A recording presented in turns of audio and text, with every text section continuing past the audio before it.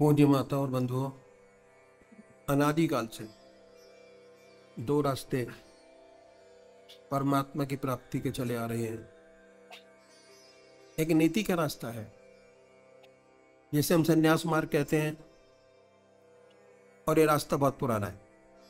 हमारे देश में बहुत ऊंचे ऊंचे संत महात्मा हुए जिन्होंने समय समय पर आकर हमारे देश और धर्म की रक्षा की।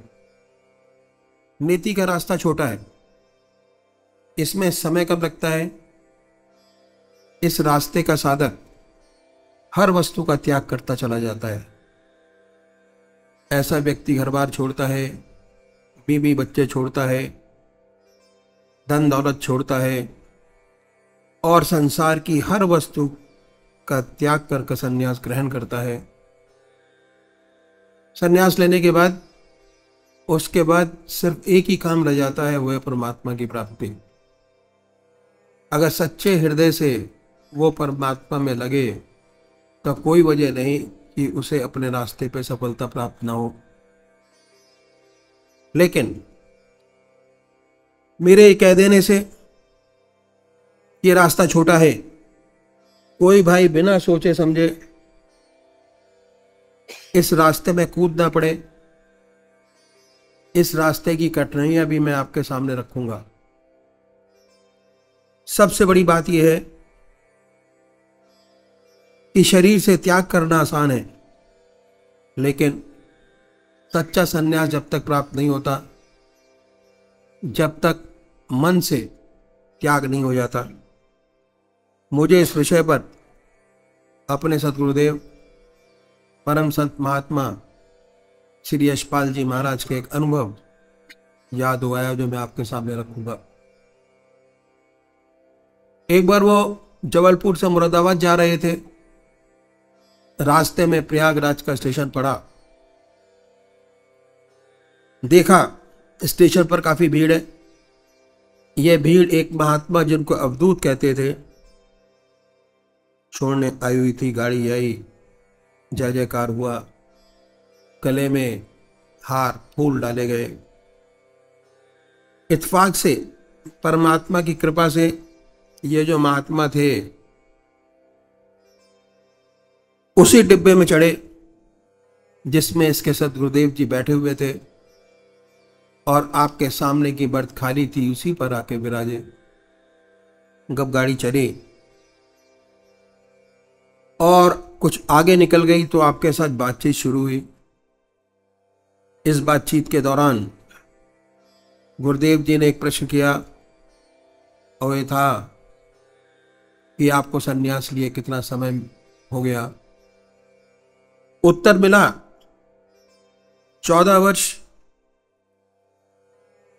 दूसरा प्रश्न किया कि महाराज आप बाल ब्रह्मचारी हैं या जब सन्यास लिया तो गृहस्थी थे। उन्होंने उत्तर दिया कि मैं गृहस्थी था, मेरे स्त्री और 2 बच्चे थे। बातचीत होती रही। उसके बाद गुरुदेव जी ने आपसे प्रार्थना की कि वो एक प्रश्न और करना चाहते हैं, लेकिन वह प्रश्न कुछ टेढ़ा है। अगर आप पहले से सांत्वना दें, अब विश्वास दिलाएं कि आप इस टेढ़े प्रश्न से नाराज नहीं होंगे, तभी वह प्रश्न किया जाए, अन्यथा नहीं। आगे कहा, मैं किसी के हृदय को दुखाना नहीं चाहूंगा।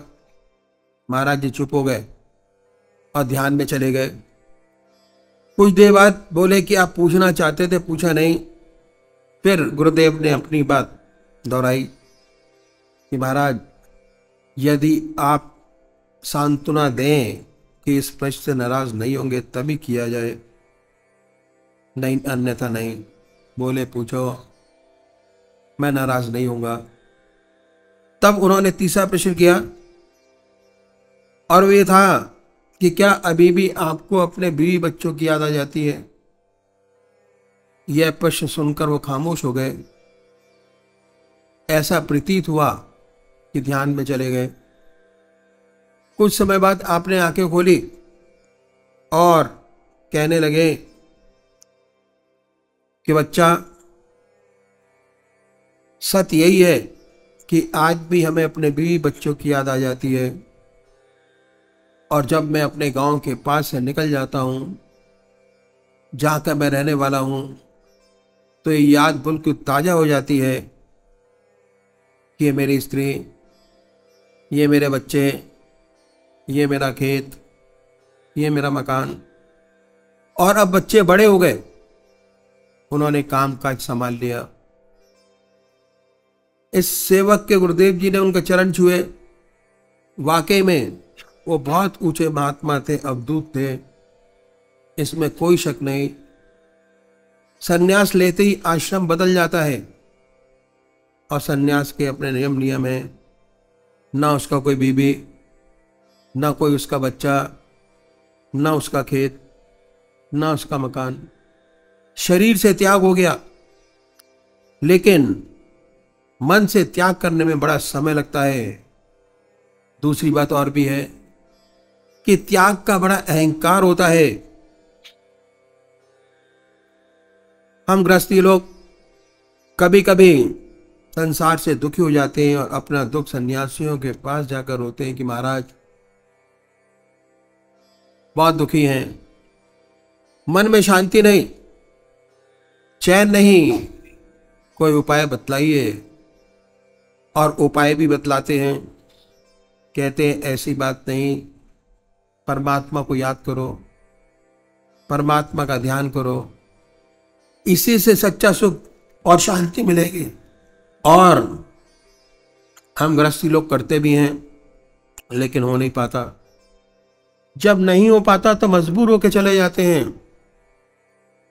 कहते हैं कि महाराज बनता नहीं, प्रयत्न तो करते हैं लेकिन ध्यान तो होता नहीं।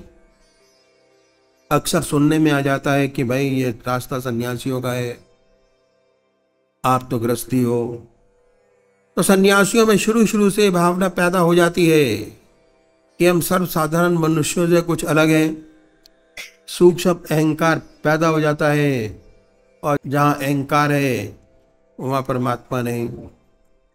दूसरी बात यह है कि ज्यादातर व्यक्ति किसी न किसी परेशानी में पड़कर, दुखी होकर वैराग्य पैदा हो जाता है और सन्यास ले बैठते हैं। सन्यास लेने के बाद जीवन बदल जाता है। सन्यास के अपने यम नियम है, कठोर तपस्या, प्राणायाम, ब्रह्मचर्य, आसन की सिद्धि। बहुत लोगों से तो ये बनता नहीं, जिनसे बनता है वे कठोरता से अपने मन को साधते हैं।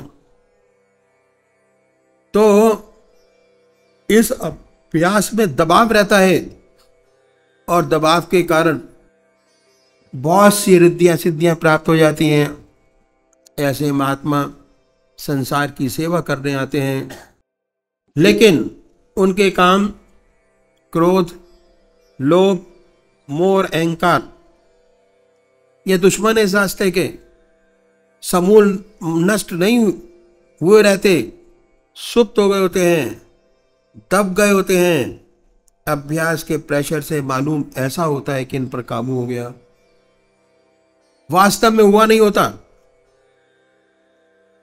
जब ये संसार में आते हैं और सांसारिक वस्तुओं से संपर्क होता है तो बहुत सी अनहोनी बातें सुनाई पड़ती हैं। तो वजह यही है कि जब तक परमात्मा की सच्ची प्राप्ति नहीं हो जाती, तब तक काम, क्रोध, लोभ, मोह और अहंकार से छुटकारा नहीं मिलता।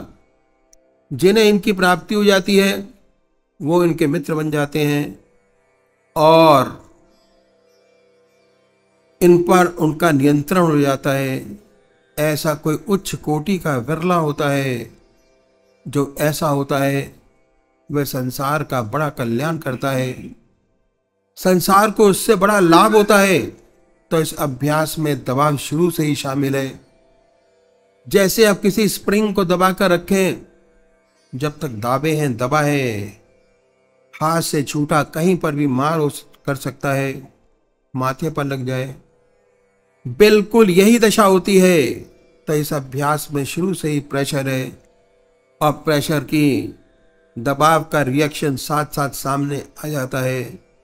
ये सारी बातें हैं इन सबको सोच समझकर संन्यास के रास्ते में कदम रखना चाहिए। करोड़ पीछे।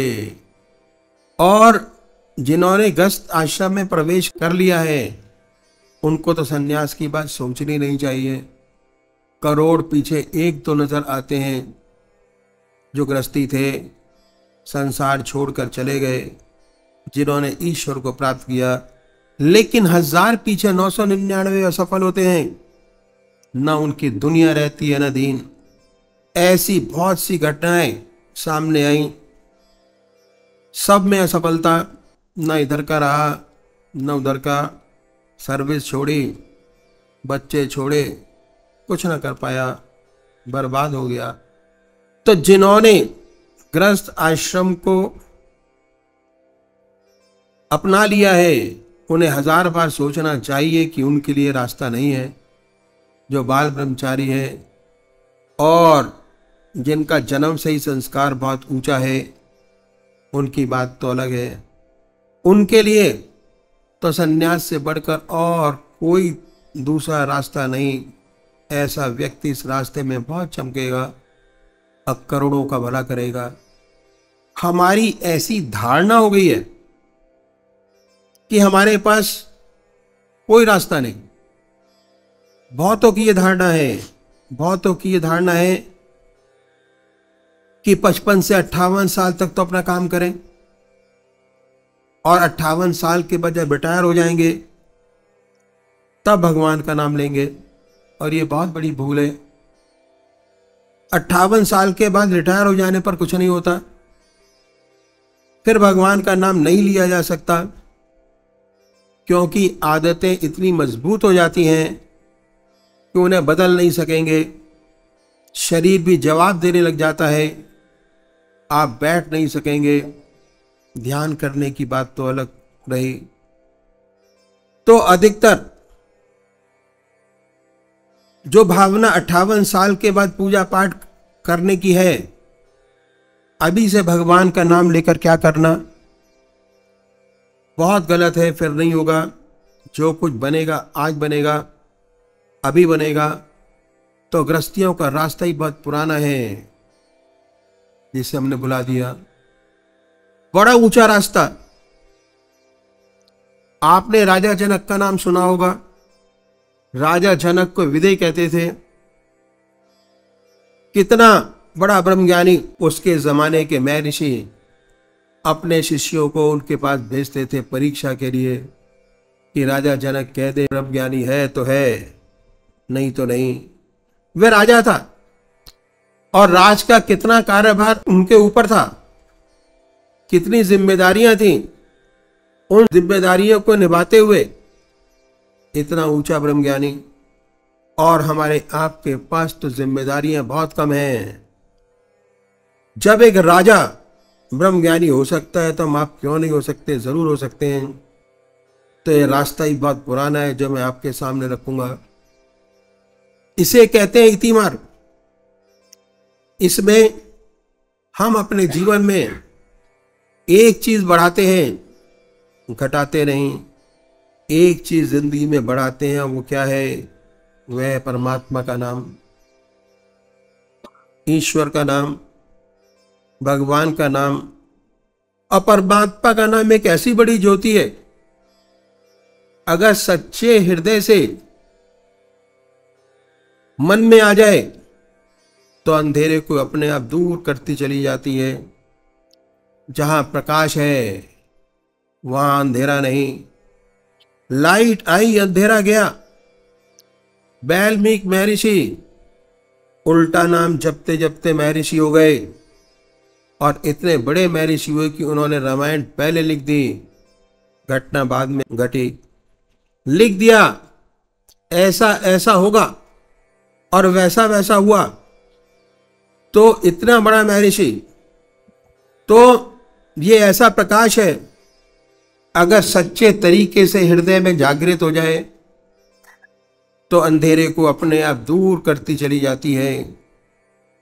इस रास्ते पर चलने वाले जो हमारे सद्गुरु हुए, एक के पीछे एक, उन्होंने परमात्मा को पाने के लिए, जीवन मुक्त अवस्था प्राप्त करने के लिए अपनी जिंदगी में बड़े कष्ट उठाए। उनकी जिंदगी बड़ी कठोर में थी। बड़ी कठिनाई में रहते हुए इस विद्या को न केवल उन्होंने प्राप्त किया, बल्कि हमारे लिए कुछ गुर छोड़ गए। अपनी जिंदगी में जीवन मुक्त अवस्था प्राप्त की। जीवन मुक्त अवस्था प्राप्त करना हमारा लक्ष्य है। चाहे हम सन्यासी हों, चाहे हम गृहस्थी हों, चाहे किसी भी तरीके से क्यों ना हम जीवन मुक्त अवस्था प्राप्त करें।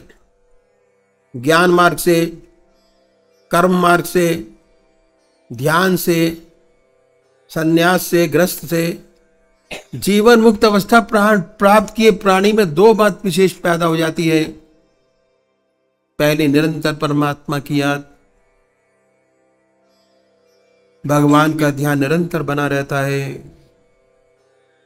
चलते फिरते, खाते पीते, सोते जागते, संसार का हर व्यवहार करते ईश्वर की याद बनी रहती है।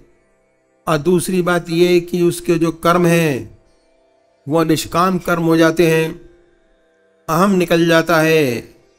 ये दो बातें उसे स्थित पिक गई है या जीवन मुक्त कहिए में पैदा हो जाती हैं। अब देखना क्या है? देखना यह है कि इसी दुनिया में रहते हुए, इसी संसार के सब काम करते हुए कैसे हमें 24 घंटे का ध्यान बने, कैसे उस परमात्मा का ध्यान बने, कैसे हमें निष्काम कर्म करने की आदत बन जाए। इन संतों ने, इन सद्गुरुओं ने, जिन्होंने अपने काल में जीवन मुक्त अवस्था प्राप्त की, हमारे लिए गुर छोड़ गए। अगर हम इन गुरुओं को अपनाएं तो हमारा रास्ता भी आसानी से तय हो जाए। हर व्यक्ति अपनी संतान के लिए गुर छोड़ जाता है, उसकी संतान को अधिक कष्ट नहीं उठाना पड़ता।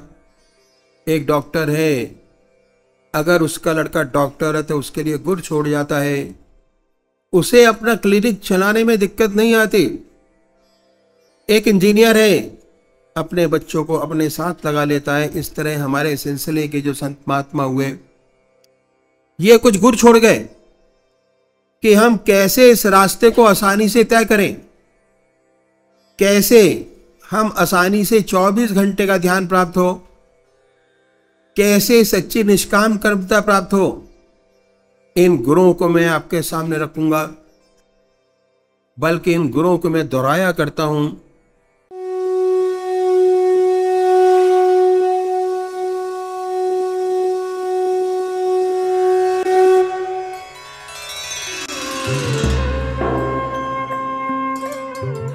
ध्यान योग के कार्यक्रम आनंद योग से निशुल्क जुड़ने के लिए संपर्क करें 9810239677।